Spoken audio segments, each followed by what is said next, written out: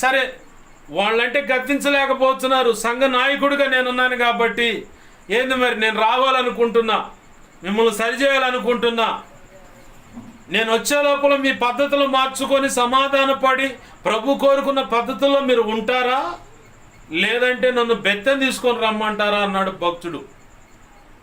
ఈ రోజుల్లో మాట్లాంటారే ఈ పాస్టర్ పాస్టర్ గాడు ఈడు కాకపోతే ఇంకో పాస్టర్ ఉండు, ఇంకో సంఘం ఉంది, పోదాం పదరా, ఈడేనాయింది పెద్ద చెప్పేదని వాడు వీడని సంబోధించేటువంటి మేధావులు సంఘంలో విశ్వాసులుగా, పరిచారకులుగా, సంఘ పెద్దలుగా, అసలు మరి కొన్ని చోట్ల చూస్తాడు సంఘ పెద్దలు ఆ పాన్ పరాకు నవిలే వాళ్ళు ఉన్నారు, సిగరెట్లు తాగేవాళ్ళు ఉన్నారు, బీడీలు తాగేవాళ్ళు ఉన్నారు.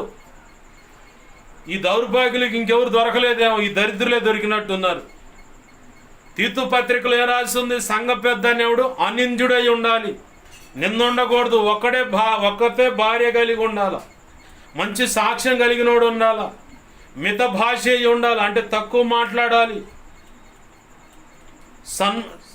ఎవరైనా వస్తే వాళ్ళకి సత్క్రియ చేసే విషయంలో ఆతృత కలిగిన వాడై ఉండాలని తీతు పత్రికలో రాయబడింది.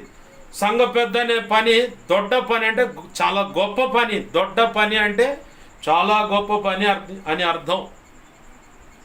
సేవ అయినా సంఘ పెద్ద అయినా ఆ పని అంటే దొడ్డ పని అన్నాడు అక్కడ భక్తుడు. దొడ్డ పని అంటే చాలా గొప్ప పని అని అర్థం. మరి అంత గొప్ప పని తీసుకెళ్ళి ఆ దరిద్రులకు అప్పచెప్పారు. ఇవాళ సంఘాలు, కొన్ని సంఘాలు చూస్తున్న వాళ్ళు చూస్తే బాగా పిటికలు బిర్రుగా బిగించాల్సి వస్తుంది, పళ్ళు పొట్ట కొరకుతా ఉన్నాను, ఏం చేయలేకపోతున్నా.